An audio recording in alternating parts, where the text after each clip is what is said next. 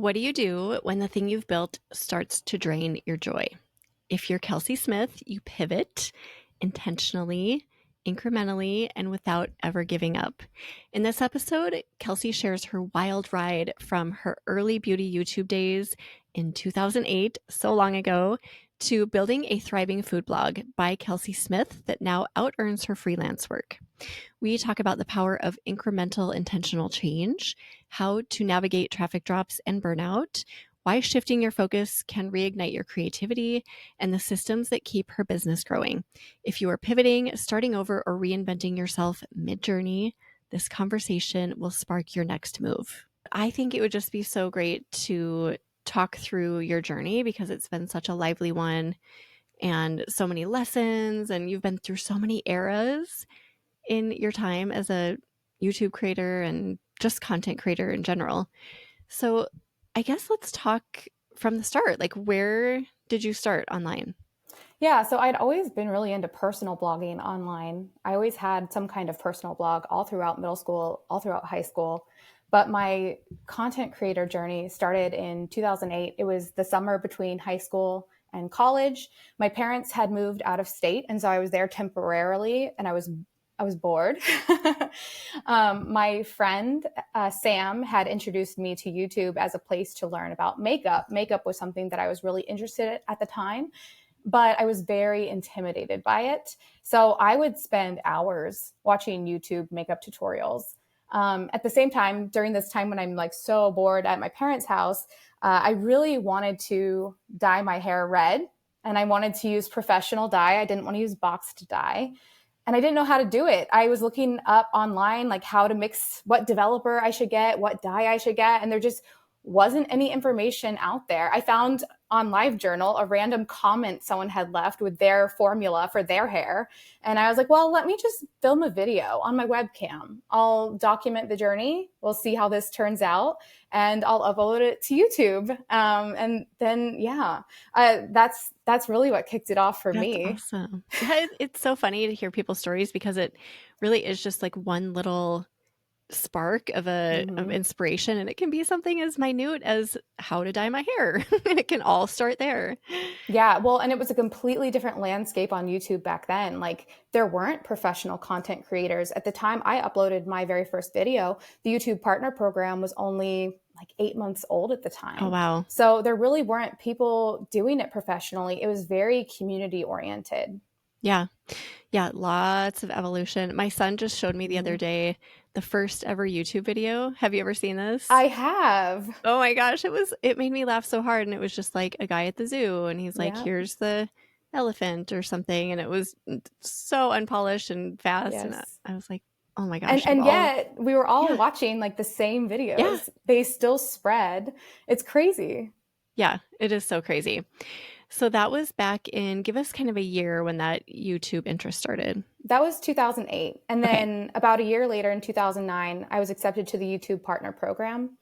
And I think a really big moment for me was I told my parents about the news that I was in the partner program and was making money. And my dad's reaction to it was really important to me because my dad's a businessman and he was impressed and he was Oh. bragging about me to his coworkers.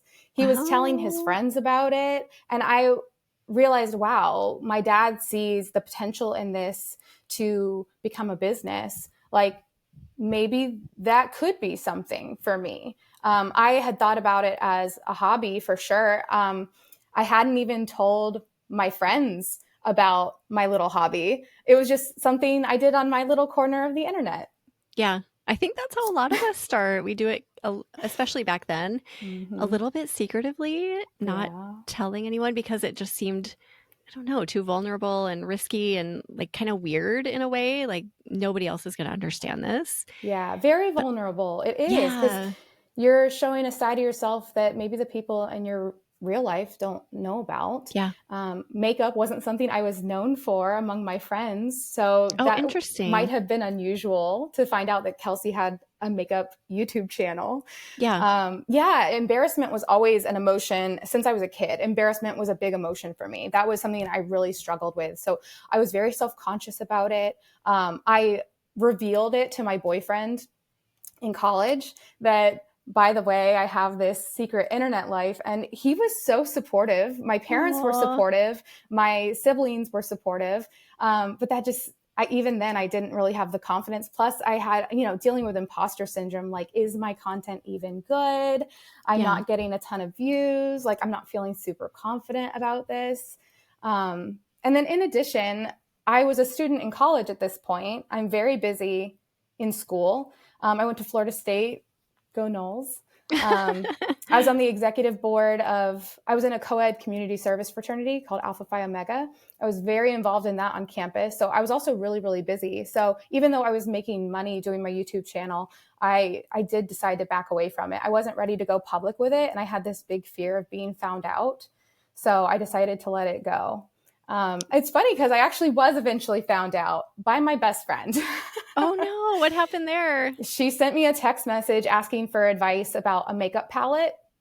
At that point, she knew I was into makeup, and she said some sort of like subtle comment about, oh, well, you're a beauty guru. So I thought I would ask you. And beauty guru is the term people were using to talk about beauty YouTubers back then. So I was like, I've been found out. Oh, no, she knows. So she kind of left it open to allow me to come clean. And I did. And again, she was really supportive of it. Yeah, of course. I know. I don't know why we get it in our heads that the people who love us most are not going to be supportive, but it is that whole embarrassment thing. Like, because the two worlds can be so different, and it just feels like they're going to collide and explode somehow. Yes. And I did have friends, online friends, who were getting flack from people in their real lives. And so I was just convinced that that's what was going to happen to me. I'm so glad it didn't, and that you kept going. So you were in college, you took a break from YouTube, and then what happened from there? So I moved in the next year with my friend Megan and a couple of our other friends, and we were just two peas in a pod when it came to cooking. We were cooking left and right, trying new things. We did a vegan challenge where we went vegan for a week and made vegan food together. Like, we just had so much fun. We were really well aligned. And I think it was her idea of, hey, we should start a blog and document this and share it with our friends and family. And I had been thinking this in the back of my mind, but then to have her verbalize it, I was just like, yes, let's do it. And doing it with somebody else then really gave me the confidence that I needed to go out there and be bold and tell my friends about it from the get-go. And that made a huge difference. We had so much family support. Like, I cannot express how supportive our whole community was. Like, our friends, our family, our parents, like, and their friends, they're sharing it out on Facebook. Like, my uncle was one of the most supportive people of my website. I was finding out from friends of friends, they're like, oh, you write What Tasty Food? I've been following that blog for months. I had no idea it was you. And it was just word of mouth had spread. So it was just such a good feeling after years of blogging in secret. Yeah. Oh gosh, I'm so glad you had that support. It does feel so good when your personal life shows the support of a budding professional life. So that was in 2010 when you and your roommate started it. Yeah, that was in 2010. We mostly survived on word of mouth. I, at the time, had an internship at a PR agency where I was learning how to write press releases and send pitches to editors. And I sent a pitch to the Tampa Tribune. That's my hometown newspaper back in Tampa. I sent a pitch about, hey, we're two Tampa food bloggers. We're in Tallahassee. It's so funny. I found my original pitch and I wrote, we get hundreds, sometimes thousands of views every month. That's so funny. Oh, if baby Kelsey could see me now, she would be so happy for me. That is so great that you found the pitch and that you have the exact wording. Oh my goodness, I love it. I know, it was a little artifact of history. Yeah. But so then we did that for a couple years together. But then, after a couple of years, I could see What Tasty Food becoming a business, but I didn't really see how to get it there. We were making money at the time. We had an ad network called Food Buzz. Yes, I remember Food Buzz. Remember that? Yep, but I was there. Making all of $2 a month. Yeah. The sponsorships and social media stuff really wasn't big yet. Yeah. I didn't see the long-term goal, but I had been on YouTube making a little more money doing YouTube. So I was like, you know what? We're graduating. It is time for me to pivot. I want to go back to YouTube, give this another shot. I'm going to be open and public about it with my friends and family. I fell into a little bit of the like lifestyle trap because I thought, oh, well, I'll do a little bit of everything. I'll have some recipes. I'll have my makeup. Maybe I'll do some crafts and other things. And so I started my own website, Modern Martha, just after I graduated from college. Okay. And then how did that go? How did that unfold? Well, it made me really wish that I just hadn't left YouTube the first Mm, time, because then I saw all these people that I was with in like a cohort with initially, and they were all way up here. And I felt like I had been left behind. And then falling into the lifestyle trap, I know it works for some people, but for me, it really didn't, because I didn't have one central topic. People weren't returning to see more content because it was just a little hodgepodge. It was a little bit of a mm, mishmash of everything. So I like really don't think that served me well, yeah. but I was starting my career at the time professionally, and a lot of the skills I had taught myself as a blogger served me so well professionally, like basic coding, Photoshop, WordPress, video editing, and then vice versa. A lot of things that I was learning in my professional world came back and supported my blogging journey, like photography. I learned Lightroom through work. Like it was all very mutually beneficial. So Yeah. that part felt really good. But like Yeah. over the long term, my YouTube channel really stalled out. I had built up my website separately.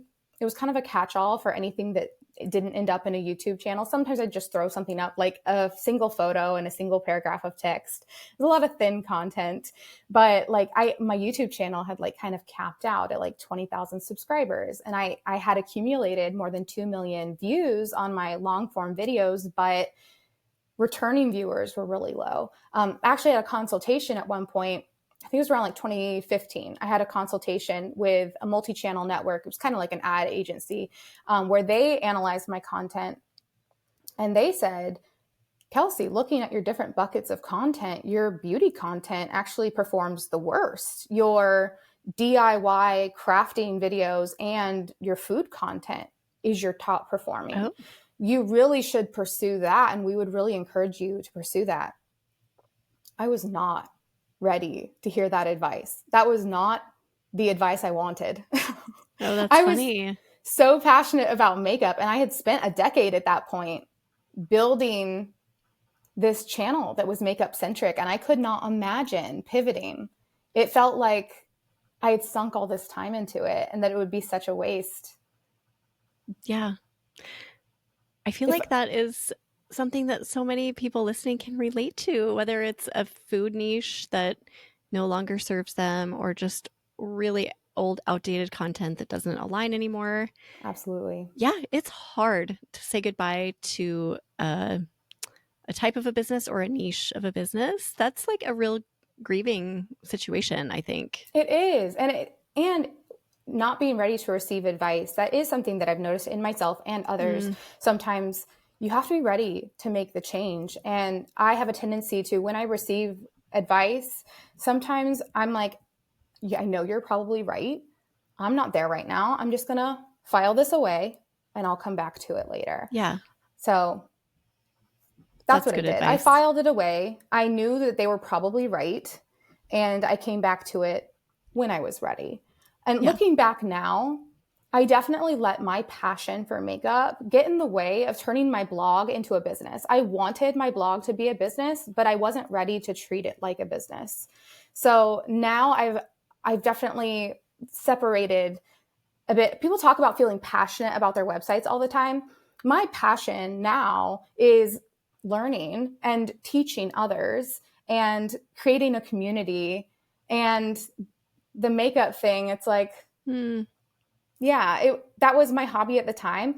I almost never wear makeup anymore. It's so funny. Like I can see like somebody in a certain niche having a hard time abandoning it. And I see it all the time, like in Facebook groups, people talking about, well, I used to be a vegan, but I'm not vegan anymore, but I've got this vegan blog. Like, what do I do? And looking back, I really wish I had just made the switch. Yeah. Yeah, it happens all the time. People start blogs surrounding kid food, and then their kids grow up and they don't make kid Right. food anymore. So there's all kinds of things that can transpire. But I love how you see your central focus now as being community based and teaching and not necessarily makeup or Right. vegan And recipes or when I whatever. think about the types of recipes I want to write, I really have like niched down and picked a central topic that's performing well. And then my passion isn't my subject. My passion is what I do Yeah. and why I do it. Yeah. I think that's a great approach. It's so smart. So once you got back into YouTube, how did things go from there? A really like defining moment for me was joining Food Bloggers Central on Facebook. Okay. A friend, a social media friend invited me. And at the time I was like, I'm a beauty YouTuber. I just have a few recipes. Like, I guess I'll just join and I'll see what this is about. I'm so glad that I joined because even though, again, I wasn't really ready to transition to food blogging at that point, I was passively listening to everything, reading every post, absorbing the information. Like, I had never heard of Mediavine up until that point. I had never heard of Big Scoots hosting. I had never heard of so many of these things. And I knew about SEO. I had learned about SEO from work, but I didn't know how to conduct keyword research. So all of these things I'm slowly picking up along the way. So that was a huge turning point for my website. So like my website is still there in the background, slowly gaining momentum over time. My YouTube, I very much feel like stalled out, but my Mm-hmm. website was just on slow and steady pace. And so that I always felt like I had that in the background. But then a couple things happened all at once. My husband and I, we were in Denver, Colorado at the time, and we knew we wanted to start a family. We wanted to move closer to family. So we decided to move across the country. I left my corporate job. I decided to go freelance full time. And then the very same week that I find out I'm pregnant, the pandemic hits and the world locks down. Oh, wow. That's a lot at once. It was a lot Oh, at once. I was so stressed. I cannot express oh to you how gosh. stressed I was during this time. I was like, I just changed my whole career. Like, at first I thought that the full-time freelance thing would be a temporary transitional thing as I moved. And I was like, and then I'm starting a family. And then when I go back to work, I'll probably go back corporate. Like, Yeah. that's kind of the path I saw for myself. But yeah, everything changed. So, and then everything changed for the better too. So for my website, at least, Yeah. the pandemic hit and then my traffic spiked. And in less than 2 months, my traffic had more than doubled. I Oh, qualified for Mediavine and it was so sudden and unexpected. Like, I really was not prepared for it. I was very excited for it. Like I said, like mentally, I wasn't there. I was very focused on growing my freelance business. So, and I was very focused on my pregnancy. I had a high risk pregnancy. So I still sat on it for a little bit, but I did a lot in the background. Like I said, I'm learning about SEO. I'm learning about thin content. I'm learning about optimization. I'm learning about photography and backdrops and things like that. So I'm like slowly working on back end stuff. And then when my son was about 1 year old, that's when I finally decided, like, okay, I think I'm ready now. I'm ready. I want to revisit this. I want to redo this. I want to do it right. I want to do it intentionally. And this is my business. This is not my hobby. And so it was a full reset. and that reset happened in about 2021-ish, beginning of 2021, I 2021. Okay. relaunched my website. It was by Kelsey Smith. I used to be called Modern Martha.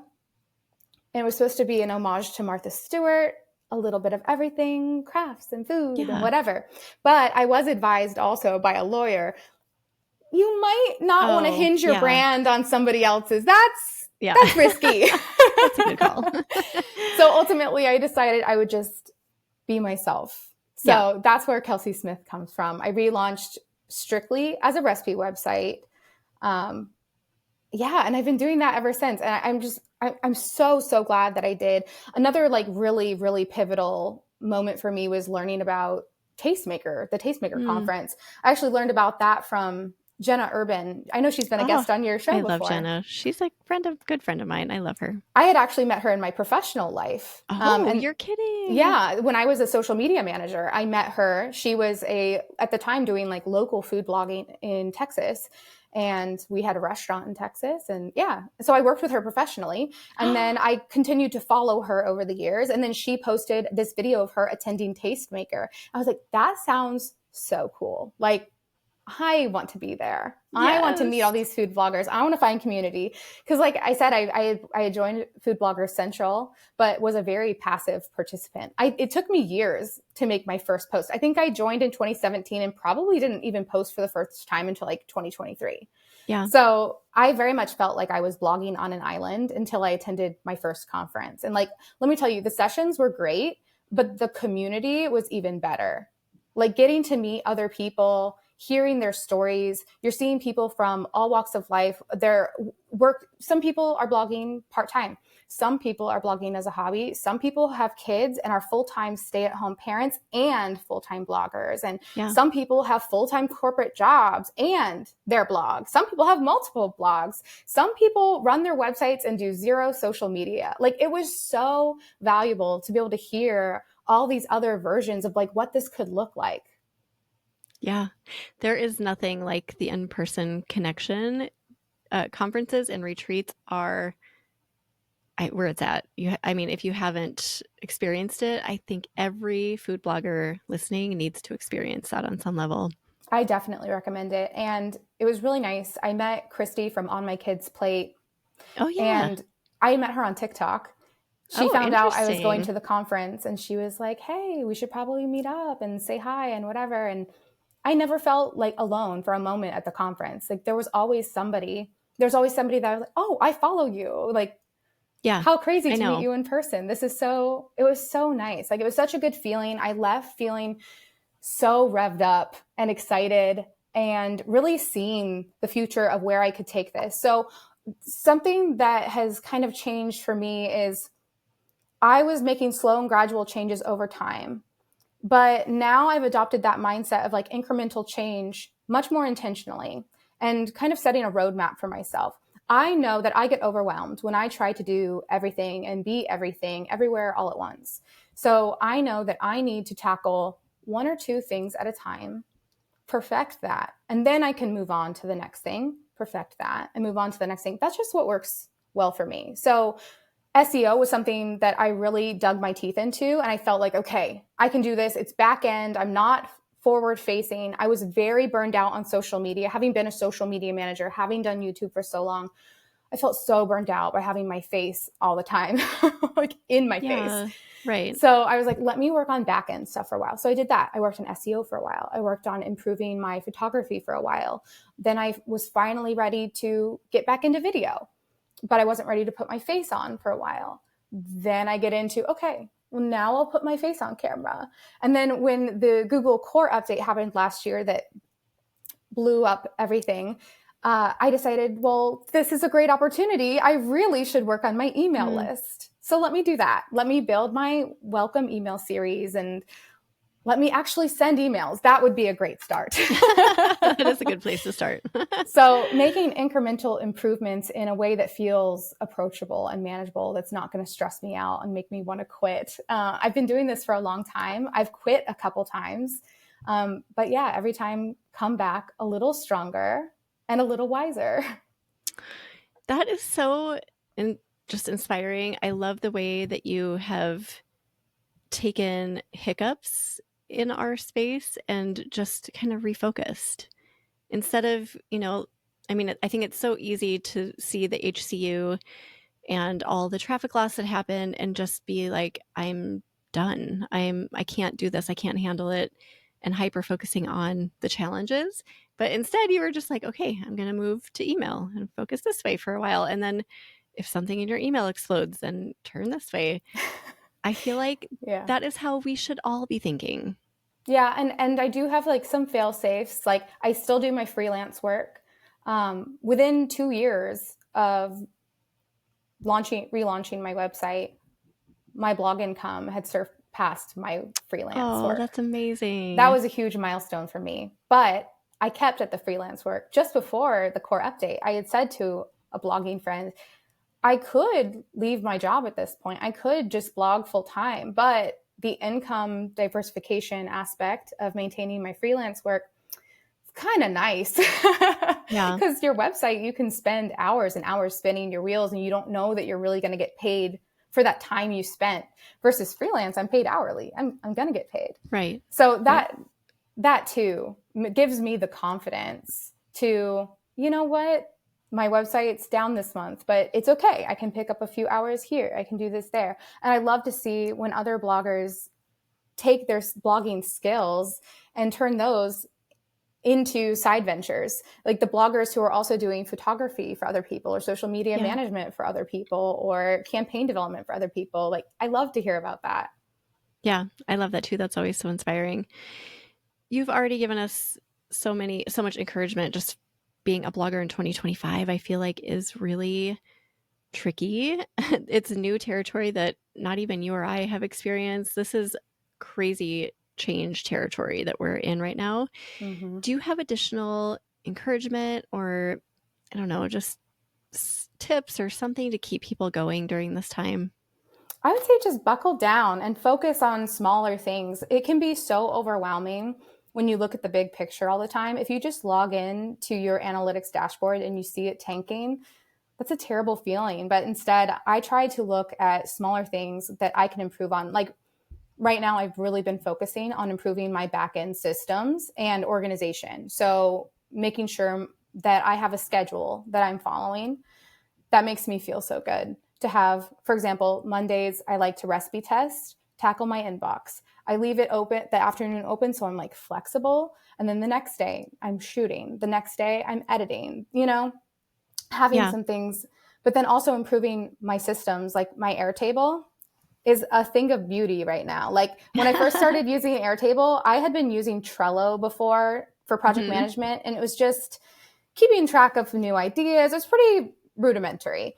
Yeah. Then I joined Airtable and got into that, built up a database, felt pretty good about it, but knew it could be better. I got to talk with Kylie from Kylie Cooks about some improvements to my Airtable, and now I'm so happy with it. So I always Love just try it. to find like an opportunity for growth when I'm not seeing the big picture. I'm like, okay, let's forget the big picture for a minute. Let me zoom in. Yeah. Okay. There's so much magic there in if something is not making you feel good, if you're looking at your numbers and you feel like crap, that is your cue to turn away. I hear this so much. People are like, "Oh my gosh, my numbers are down, they're down, they're down." And that's all they can focus. It's almost like they're so hyper focused that they can't look away. Like there's something magnetic just pulling their eyeballs to the bad numbers. But you need to look away because it's not good. It's not going to improve your numbers when you're looking at them and feeling bad. Absolutely not. And I have been guilty of Oh, same. refreshing my Google Yes. Oh Analytics and gosh. staring at my For Google years. Analytics, Yeah. spending way too much time Yeah. just looking at numbers and not actually doing anything to change Same. it. I think I just, throughout the course of my blogging journey, have spent so much time spinning my wheels. I'm done with that. Yeah. Yeah. Same. And I think we all get to the point where we get so frustrated with ourselves that we say that either I'm done with it or I'm done with my blog. Hopefully, hopefully not that. And you refocus, right? You have to find the things that make you feel good and keep moving. Maybe that's starting a YouTube channel or diving into social media or starting a TikTok account. But if it's not making you feel good, that's your sign. Look away and find something that makes you feel good. Yes. And the people who are going to be here blogging a year from now are the people who decided every single day to keep going. Yeah. Oh, I love it. Got goosebumps. Okay, how's your YouTube channel doing now? Are you still doing that with your food focus? So I still have my YouTube channel. It's there. It's all food. The beauty videos are all privated, so you all cannot enjoy that. I'm Aw. so sorry. But I don't view myself as a YouTuber. I do not have a YouTube strategy. Everything that's there is because I have it for other things. I definitely think of myself as a food blogger, and my website is my hub. Okay. One day that will be something I Yeah. tackle. That'll be next on my that's on my roadmap. Yeah, I love it. It's there. It's just not activated yet. One day. Yes, one day. So your YouTube channel is not a primary focus? Is it just kind of something that you a place to store your videos for now Right. or Like for me, video content is still important. I love video. I will always love video. yeah. So I film a reel that also gets uploaded to TikTok, also gets uploaded to YouTube Shorts. I always make sure my recipes on my website have it's long, but it's 60 seconds, a little 60-second video. And because I have it, I go ahead and upload that to Facebook and YouTube. But one day, one day I'll revisit YouTube as a YouTuber. And I think it just requires a totally different strategy Yeah. and approach and content creation in general. Yeah. I'm just trying to think of a good question to ask you because your journey spans such a wide array of years. Like what has been your favorite change over the years? Has it been, I don't know, like hands and pans videos or leaving of a trend? I don't know what it might be, but I'm curious. That's a great question. Trying to think what my answer to that would be. I was kind of glad when the hands and pans videos started to leave the scene. I got so tired of them. A little more organic. There were so many years when it was like that's all you saw, no matter where you logged in. It was like just littered with the hands and the pans and the food. I just got so tired of it. And to see people's faces again and to humanize video creation, video recipe creation, I loved that trend. That's true. There is a very big push for authenticity right now. Yeah. And it's nice. It's definitely nice to see people's real lives. Like I mostly do produced style videos, but every now and then I stick in one that I just filmed a little more casually. And even my mom will message me or text me and be like, "Oh, you were so cute in your video. Oh, like it was so nice to see like you, the real you, So I think people crave that. Yeah, I mean, they really do. The different eras of social media, it's been so interesting to see everything from like the Wild West days to now. And not necessarily like a favorite change, but something I've noticed, like the people who get in early, the early bird gets the worm, right? Like yes. People who got into YouTube early, people who got into Mediavine early, and then thresholds go up over time. You need more views to be a partner. You need more views to be in a certain ad network, So there's no better time to start than now. If you're thinking about it, go ahead and do it. Yeah. And that's something I love about Jenna, actually. She is one of those early adopters. She's always seeing the potential in certain platforms or trends and digging into them right away, just in case. She's also very curious, but I think there's so much value there in being one of the early adopters. There is something that is good. Yeah. You think about YouTube when I joined, people didn't even think this could be a business. A lot of people weren't making money. It launched in 2006, but they didn't introduce monetization for its first 2 years. So people weren't thinking of it as business potential. But now like TikTok launched and people were immediately thinking, how can I monetize this? So the mindset has changed for sure. And it's a little harder too, because quality standards increase over time. When I was on YouTube initially, we were just using our laptop webcams, which webcams aren't great today. Imagine the 2008 webcams we were working with. And then over time, people started, filming on point and shoot cameras, and then HD camcorders, and then DSLRs. So the bar for quality continues to get raised as well, but there's always an opportunity to do something a little different. So the big push for authenticity, for example, somebody had to start that trend. It was hands and pans for a long time. Yeah. Who knows what it'll be next? Yeah. There's always an opportunity. Yeah, there is. And so many different platforms to shine on. So it's not just like, the authenticity, but authenticity on Instagram, YouTube, like there's so many, it spans so many platforms.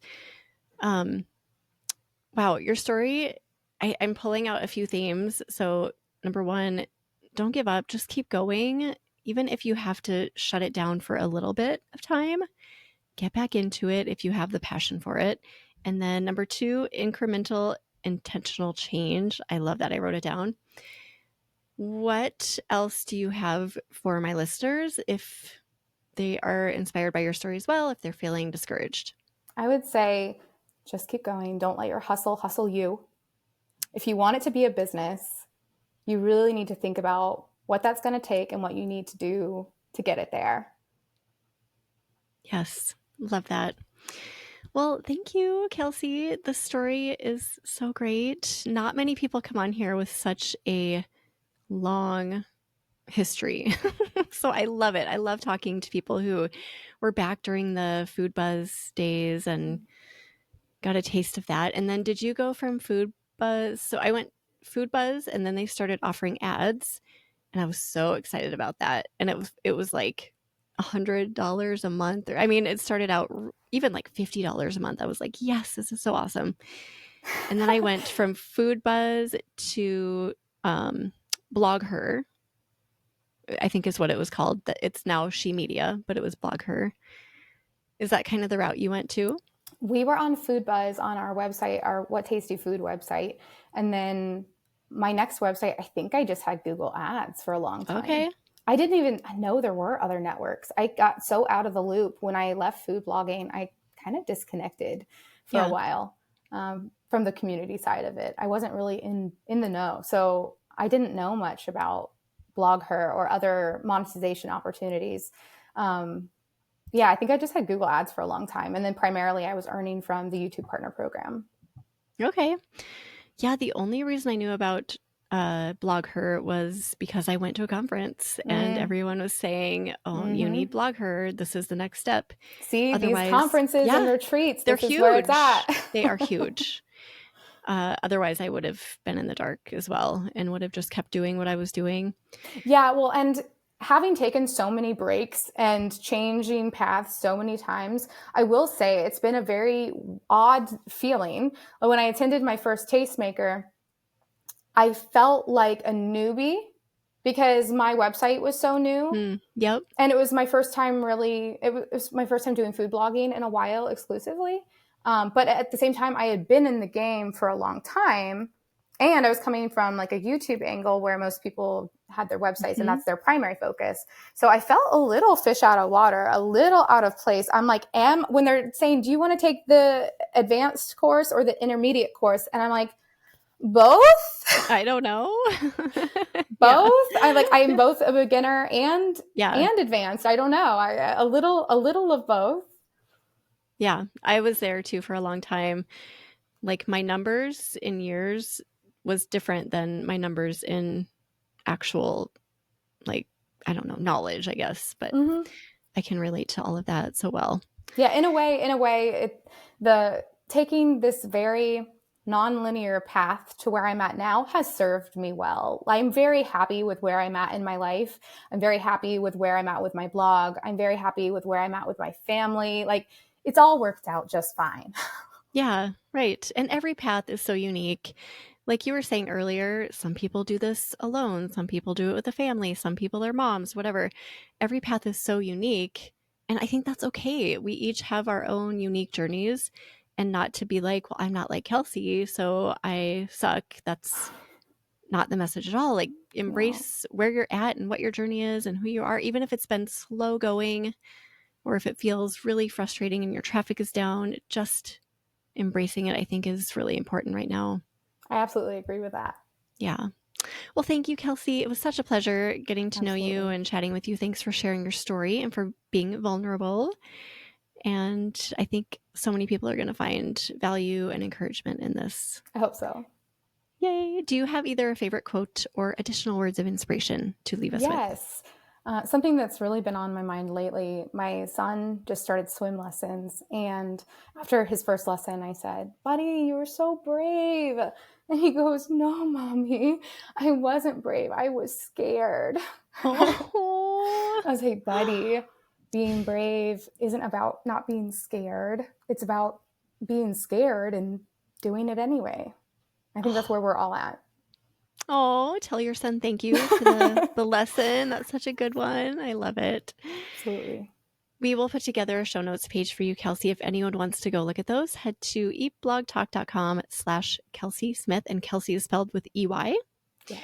Tell everyone where they can find you, Kelsey. You can find me on everything at by Kelsey Smith. I'm on Instagram and TikTok for the most part, but I'm also on YouTube. I'm on Facebook, and you can find my website by kelseysmith.com. Thank you so much for watching. If you enjoyed this topic, be sure to watch the video shown on the screen. See you next time.